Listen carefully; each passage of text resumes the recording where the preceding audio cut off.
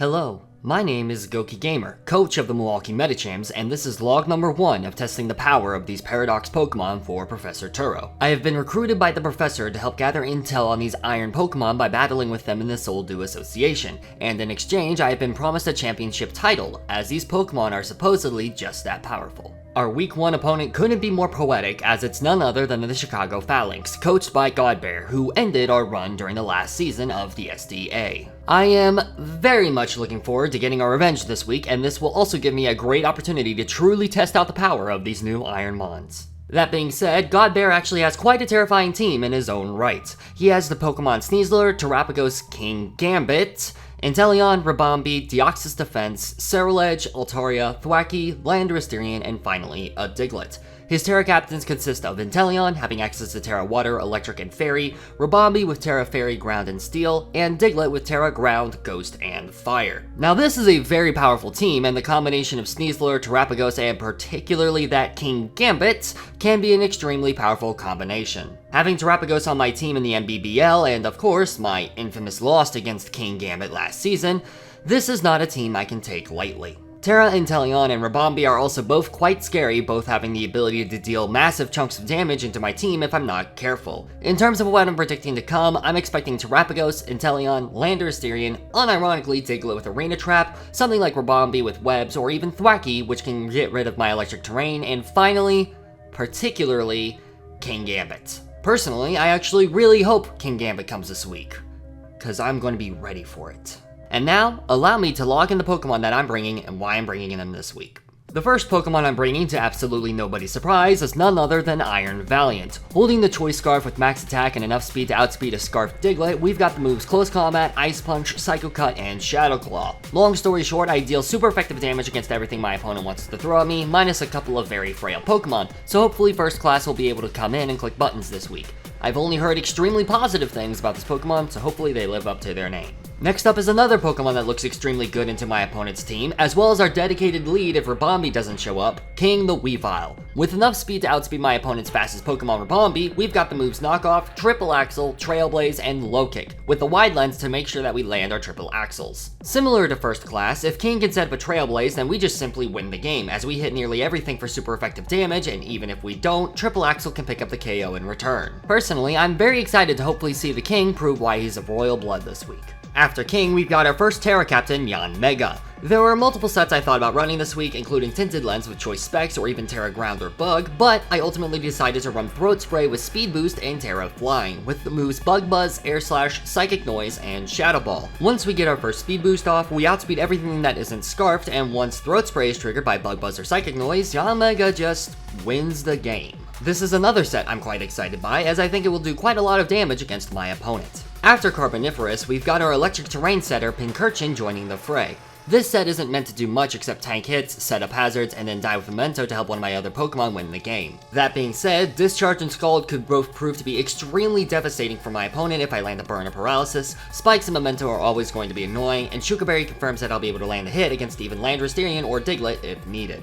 Next up to pair with Spiny the Pincurchin, we've got our other Terra Captain, Iron Thorns. This week we're holding the Clear Amulet to help absorb Intimidate from Landorus and Webs from Ribombee, and we've got the moves Stone Edge, Ice Punch, Dragon Dance, and Terra Flying, Terra Blast, with max HP and enough speed to outspeed Ribombee after a Dragon Dance. Speaking of Ribombee, this is our dedicated lead if Ribombee does show up, as the Scarf Ribombee does look quite scary into my team. After I Terra and set up a Dragon Dance, this Pokemon quite simply nukes my opponent's team, particularly if Kingambit doesn't show up for whatever reason. I am quite optimistic about this Pokemon really proving themselves this week, so I hope that I'm not disappointed by this bring. And finally, to round out the team, we've got another Ironmon being Iron Moth. Holding the power of this week with the max speed to make that our highest stat, we've got the moves Fiery Dance, Meteor Beam, Flame Charge, and Psychic. If Flash Fire Ceruledge doesn't show up, Iron Moth has a very good chance of setting up a Flame Charge and then burning through my opponent's team with just this moveset. And even if Flash Fire Ceruledge does come, I have Meteor Beam to boost my special attack, then decimate them back with a super effective Power Herb charged base 120 attack.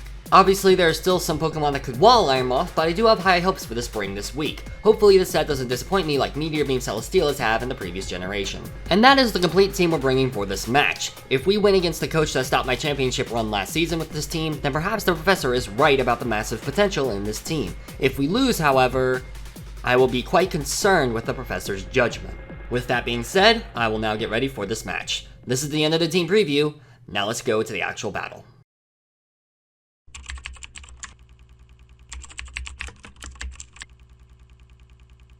Immediately logging into the battle, I am extremely surprised to see that both Inteleon and Kingambit didn't show up to this game. While it is quite unfortunate that I won't be able to get my revenge on Kingambit this time, this does open up Iron Thorns a lot more, as there's nothing stopping him from coming in and just nuking something after I set up a Dragon Dance, so I go with my Mecha Godzilla as my lead. As I send out Iron Thorns, my opponent sends in Deoxys Defense. Because Deoxys can't touch Iron Thorns, I opt to simply set up a Dragon Dance as they go for a Reflect. While that does make my opponent's team harder to knock out, this just simply allows me to set up another Dragon Dance for free as my opponent switches out into Landorus-Therian for an attempted Intimidate, which fails thanks to my held clear amulet. So far, all is going according to plan.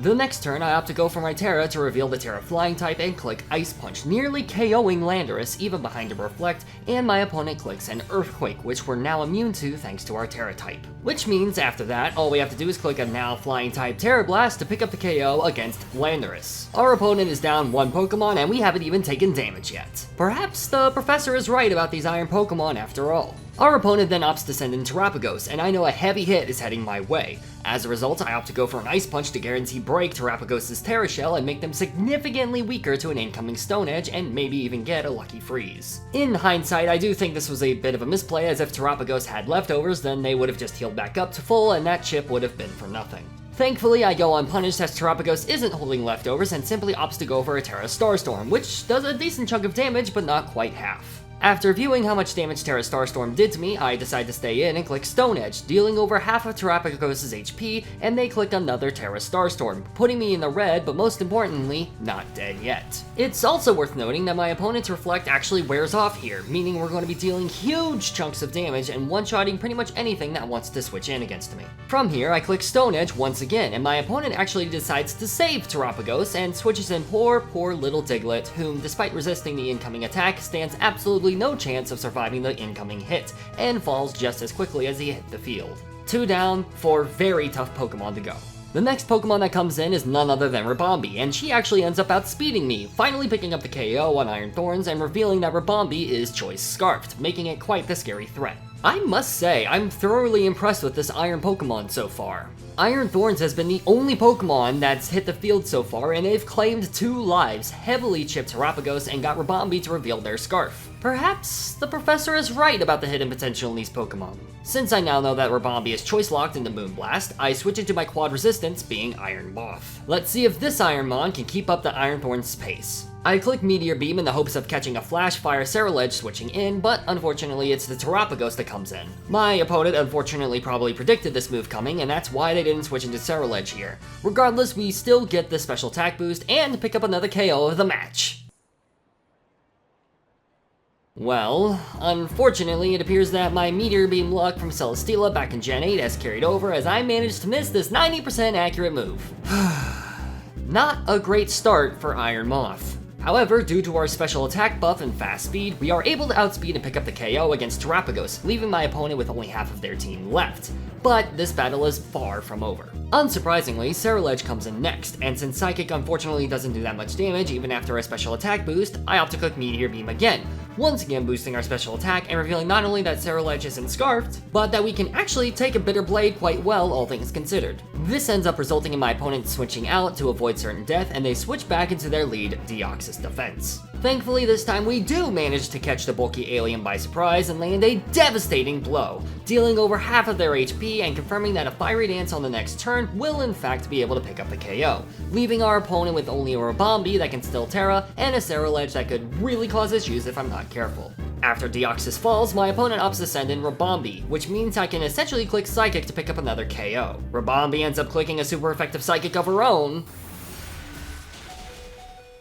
and it appears that Iron Thorns isn't the only overpowered beast the professor has discovered, because Iron Moth is able to tank the hit, then deal the easy one-shot in return, granting Iron Moth 3 whole KOs for this game, even doing better than Iron Thorns and essentially guaranteeing us the win. Ceruledge comes back in, and after tanking a Psychic is able to finally pick off Iron Moth with another Bitter Blade. But this just brings in King the Weavile, who's able to pick up the KO with ease with a knockoff, granting us a 4-0 victory against the coach that stopped our playoffs run last season. I won't lie, this revenge does feel quite sweet. It appears that the professor was right on the money about these Pokemon wielding so much power, as they were the only 2 Pokemon that hit the field, minus Weavile on the very last turn. You know, I think I might just be able to win this season after all. Regardless, the professor was ecstatic to see the results of this game, as this battle gave him loads of data to research. He warns me about drawing too much attention to ourselves and that our team is still far from invincible, but considering this team survived our Week 1 curse, I have quite the great feeling about this team moving forward. Regardless, that will be the end of this log. If you're still watching, thank you for your interest and support. If you guys enjoyed this battle and want to see more, then leave a like and subscribe, as it helps our research on these Iron Mons immensely. And also be sure to leave a comment down below on what you think of this team and what you thought of this battle. Be sure to check out our opponent Godbear and his side of the battle down below as well. Also, be sure to check out some of our other Draft League content for more battles from me, including our current playoff push in the NBBL. If you want to show support financially and earn some unique perks, then be sure to check out my Ko-Fi linked down below as well. With that, this is the end of the log. See you all next week for our Week 2 game. Peace out, mates. Well. It appears you were onto something about these new Pokemon, Professor. Well, in that case, I'm excited to keep testing their limits.